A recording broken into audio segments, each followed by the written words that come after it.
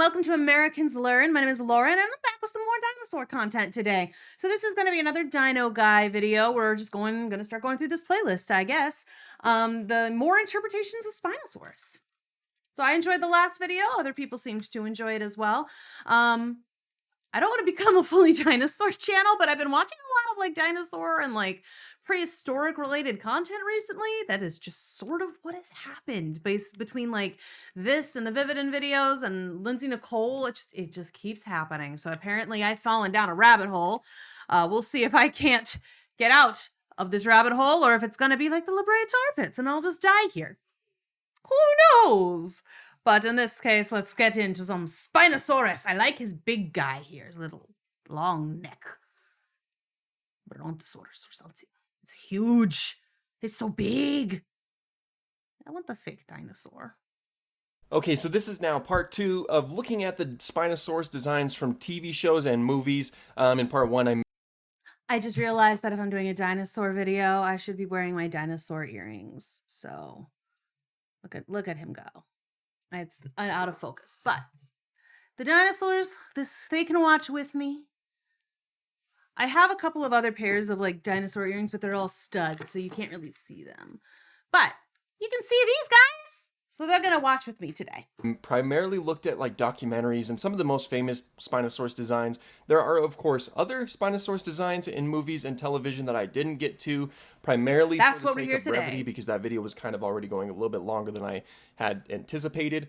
I love that he said that video went long and it's like 10 minutes. I'm like, man, you can definitely get away with putting longer stuff out here. I've learned. But in this video, we will be looking at the rest of them that I did not get a chance to look at. Again, this does not include the video games. I know that there's a plethora of Spinosauruses that show up in the video games, but I think that those kind of should get the opportunity to be looked at in their own dedicated video. So for now, again, this is just movies and TV. So let's go ahead and get right into it. We're going to start off with a childhood nostalgic one for me, that being Land Before Time. Yeah. So if you didn't know, aside from the awesome movie that was released, Land Before Time had several straight-to-video 10 million sequels.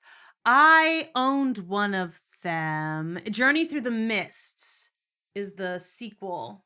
That one at the very end there. That's the one I had, was Journey Through the Mists. I remember watching the one with a little T-Rex. I remember the Big Freeze. I remember Big Water. I saw Journey Through the Mists like 20 times. I watched that a lot. It probably wasn't good, but I did see that one a lot as a kid. those sequels, I mean several. There was so many, way too many. One of those sequels, they actually featured a Spinosaurus as the primary sharp tooth, which is actually really cool because Spinosaurus is flippin' awesome, and its appearance is, what you'd expect from a Land Before Time theropod dinosaur, very reminiscent of the classic T-Rex and other sharp teeth that showed up in the shows, but it has its very iconic sail, as well as a few spikes kind of adorning the It is super punk rock, not gonna lie. I love the black sail and the purple body. It's kind of cool looking. Top of its head and its tail. It also has this kind of like purpley color, which I think is pretty common for Spinosaurs that show up in media in general. It looks cool. It definitely looks how you'd expect it to look like in this kind of movie that's, perfect for children, and it's just really cool that it showed up. One little thing to note, though, is that it actually has 2 fingers, much like the Tyrannosaurus Rex. That's pretty different from our understanding of Spinosaurus now, which has 3 fingers, much like other Spinosaurids, but it's just a cool little thing that sets it apart from the other designs. Also, a little fun thing, the way that they defeat it in the show, they actually use its primary thing that Spinosaurus uses to stand out against it. They lead it underneath a rock, and its sail gets stuck in the rock. And so I thought that was fun. They kind of incorporated what made Spinosaurus unique and kind of used it against it. I thought that was fun. I just wanted to throw that in there. That is kind of cool. Next up, we have a show that I didn't watch that one. That was not one of the Land Before Time movies I watched. I definitely watched the first one a couple times, and then Journey Through the Mists, because again, that's the one we had. And then I think about the villain song from that movie a lot. It's like, I need you like a cold in July. It's like That's where I actually learned the phrase "I need you like a cold." I need you like a cold in that, like a hole in the head, like that. Like that villain song. Honestly, I haven't heard it in probably 15 or 20 years, but like I'm sure it still slaps. Watch. It was pretty much past my time. This is Dino Dan and Dino Dana, which I think came Oh, out after Dino Dan. I could be wrong about that, but I know that these shows did feature a plethora of never different heard of either of dinosaurs, them. including Spinosaurus.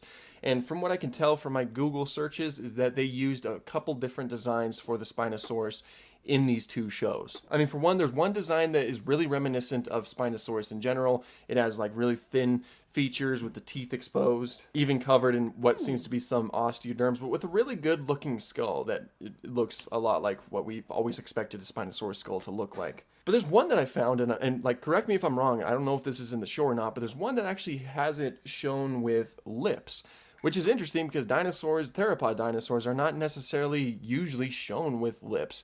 And I did watch something recently though that was kind of indicating that maybe they did have a little more flappiness. I think it was a Lindsay Nicole video. I think she was talking about saber-toothed cats, but I don't remember like I said, I've watched a lot of material covering pre-human like life forms on Earth. So some of it was things like the dinosaurs, and some of it was things that kind of coexisted with humans, but again with like the lips. I definitely saw something recently that indicated maybe they had them. Spinosaurus, it is likely that Spinosaurus had lips as well. There's always an argument to be made that Spinosaurus was primarily semi-aquatic, and so it wouldn't need lips to kind of keep its teeth fresh. But because recent studies show that it likely wasn't as semi-aquatic as we thought, and more so just kind of stuck to the shores, kind of hunting like a heron, I think it's likely that Spinosaurus had lips. Cool. So it's cool that there is a design that shows Spinosaurus with lips, something that's really not common, especially something for a little different. I like it. Spinosaurus, that really gives it the kind of crocodilian-like look mouth, which, I mean, it's fair. It has a very crocodilian-like snout, so that's definitely no fault of any of the designs that show up. It's something that's common, but that's something that I think that Dino Dan or Dino Dana, I don't know which one this shows up in. I think that's something that they did that looks really cool. And next up, we have the very classic Primeval. Now, Primeval is a very cool show. It's this kind of show where there's like a team of people who are tasked with taking care of these anomalies. Now, anomalies are like these kind of like rifts through time that kind of send creatures from the future or from the past to the present, and then these team of people have to kind of like take care of them before any like issues with time. I've never heard of that. It's been a while since I've seen the show. The latest one I saw was the reboot of the show, Primeval New World, and that was a while ago. So it's been a while since I've seen the show.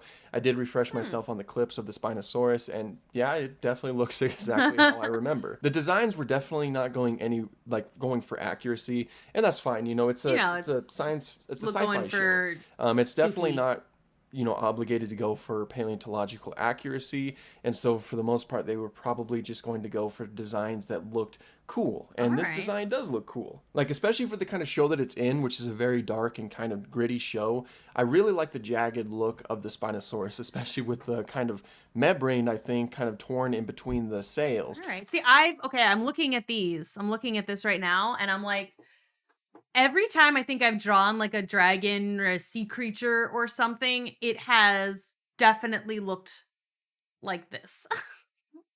Every single time. So apparently I've been drawing these like Spinosaurus inspired creatures for a long time. If I can find my one picture that I was actually pretty proud of, maybe I'll post it somewhere. Really gives it kind of an interesting silhouette and helps it stand apart from the many other Spinosauruses that showed up. It's also extremely shrink wrapped, but does have the correct skull shape, as well as being covered with spikes, something that's kind of common in Spinosaurus, I'm finding. as well as having the long, powerful arms with 3 fingers that is very famous in Spinosaurus. But something that's really cool is that it kind of has this type of flap of skin underneath its on its throat. That's something that you don't see too often with this animal, and I think it's something that makes it look really cool. I'm And trying to again, grab my stand out. I under also really like the chin red skin. accents that are kind of on its throat and head. That's another like that little bit of coloration. Really It is helps. giving it kind of chickeny, you know, just like the red accentuation and like the waddle almost. That like it you know, I kind of like it, giving it kind of a especially with the spikes on the head. Again, it gives chicken, which makes a certain amount of sense. Make it look just really cool in general. I think I use the word cool too much, but Me too. Spinosaurus. Me too, Dino Guy. Every time I also it's use cool, it way in my too opinion. much. Now this is a big one for me because this is the Dino Squad Spinosaurus. I've heard Now, of this show. Dino Squad, I kind of thought was a fever dream by this point. I had vague memories of watching it when I was younger. I never watched it, but I could never pinpoint what the name of it was or when I actually watched it. But then this commenter who gave me a few little options for more Spinosaurus to look at actually named Dino Squad, and when I looked it up, there it was, Dino Squad. So it's a little show. It was like one of those Saturday morning cartoons that had these teenagers that their DNA was modified so they can turn into dinosaurs, and one of them was able to turn into the Spinosaurus, which is always a huge. Okay, I said I'd heard of the show, but literally only the name of it. Apparently, I feel like I recognized the art style. Maybe I hadn't heard of this show. That's wild.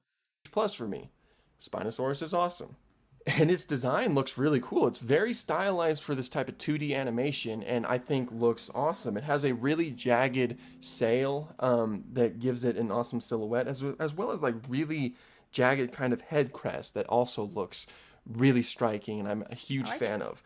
I also really like the contrast of the brownish colors of the sail and the crest to the yellow colors of the Spinosaurus's body, and it has some features that Spinosaurus is very well known for, like the long arms and the elongated snout. It's definitely a unique design, and of course it's been forever since I've seen the show. I barely even knew it existed. I'm glad that it did exist because now I can have the it looks cool. Like I like the art style of the show, and I like the contrasting colors too. So cool. I didn't know that it was real. I was like, wait, what? If I'd heard of Dino Squad before, it's probably a Nostalgia Critic thing. I probably saw something Nostalgia Critic based. Revisit it one of these days.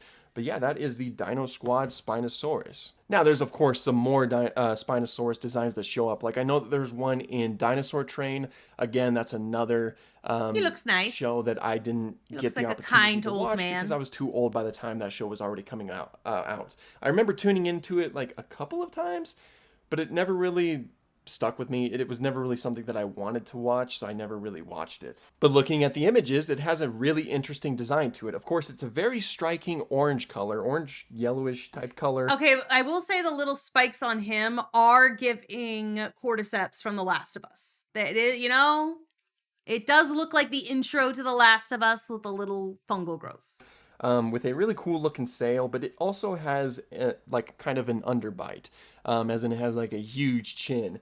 That is definitely different for a Spinosaurus, and I like it. It adds that little unique flair to it that, for lack of a better term, because I'm a broken record by this point, helps it stand out from the crowd, from other Spinosaurus. All right, see, my broken record thing is I keep calling them very punk rock, so...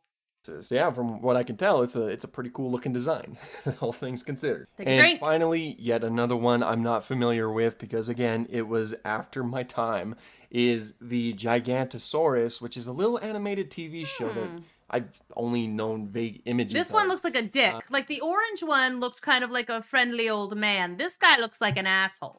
But it briefly had, or I assume briefly, it had Spinosaurus in it. And once again, its design is stylized for the kind of...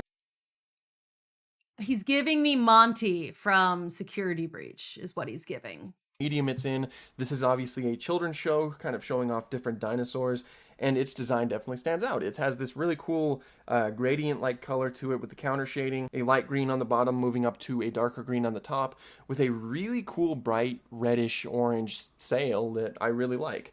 It also seems to have the kind of underbite as well, much like the dinosaur train, like Spinosaurus. And all things considered, it definitely looks like a Spinosaurus. All of these have pretty much looked like a Spinosaurus. Like there's something that if you look at, Yeah, you you could can be able to tell stop and immediately say, what it yeah, is. that's a Spinosaurus. And so they're all, of course, for the medium that they're in, they're all very good representations. We didn't look at any documentaries today, so accuracy really isn't a huge concern when But it a comes lot to of them were close, and again, like they were immediately identifiable, which I feel like is kind of important. Like if you're putting a dinosaur into something, it's like you have to, it's pretty cool to be able to know immediately what it is. You know, I feel like that's the most important thing, especially with like a lot of children's media. It's like, well, what is it? And then they can go and look it up themselves, right? Because like that's what I always did as a kid. If I was interested in something and I found something that interested me, I did go off on my own and look it up. Like I watched the movie Anastasia or whatever, and then I did a real big deep dive into the Romanovs, and I was disillusioned immediately. But I did go and do that research, and I still found it interesting. Like I still found not only the movie fun, but I also found the looking up at stuff interesting. And I did that a lot with a lot of different things. Based on stuff that I watched. And so just because if it looked cool, I was more likely to go in and do my own research on it, even as a kid. So I don't know. I watched something as a kid, and I honestly to this day don't really remember what it was that I saw, some TV show. But then that started me in this huge deep dive of Greek mythology. And suddenly I was like reading everything I could, Greek mythology, which led into like a Norse mythology, which, you know, um, I don't know. If it looks cool as a kid, you're more likely to go in and look it up yourself later. That's my point. So accuracy, less important than aesthetic, as long as it's obvious what the thing is so that they have a reference point to look it up themselves later. something like that. For the most part, a lot of these are just going for solely entertainment. I know that some shows are like for children that are meant to be educational, like Dino Dan and Dino Dana, I assume, and I think Gigantosaurus as well. So I think that from the clips that I've seen, they do offer some snippets of information, and their designs do represent some accuracy placed into that. But I don't really know if they'd be considered full-blown documentaries. Maybe I'm wrong. But for the most part, the designs I looked at this time around aren't going for that accuracy. They looked They're just cool, going though. for pure entertainment, and from what I can see, they look good. They look like it looks like they achieved what they were trying to achieve, and with some stylistic liberties taken here and there, especially ones that are trying to fit a specific animation style. All around, very good, and a very good part 2 to this list, I think. But anyway, that's pretty much all the designs I have right now. I'm sure I'm missing quite a few. I think Spinosaurus has shown up quite a bit more than even I have anticipated. So if there are any more that you want to look at, I can probably put them into my video game Spinosaurus look thing, whatever. We'll get to I'm that calling this. eventually. And I can just take a look at those and, I guess review them. But thank you guys so much for watching, and have an awesome day. Thanks, Dino Guy. You're great. Much obliged. Much obliged. Anyway, these are fun. It's cute, and it's like I like how excited he gets about it too. I like his take on some of these designs, and also it's like I never would have heard of like most of these if it hadn't been for him. So thanks for suggesting the Dino Guy to me. I'm enjoying watching the stuff. If there's any other things that I should look at, dinosaur related, other things related, go ahead and let me know. I'll be getting back to some more music reactions soon. Those I tend to get super invested in really, really quickly, and I currently am pressed for time. I've got a show tonight, and we're doing my best. I'm doing my best, but I will be getting back to some more music stuff soon. And I will but until then, let me know about more paleontology stuff, more dinosaur stuff. I'm really enjoying it. So go ahead and let me know, and I will see you all in the next one.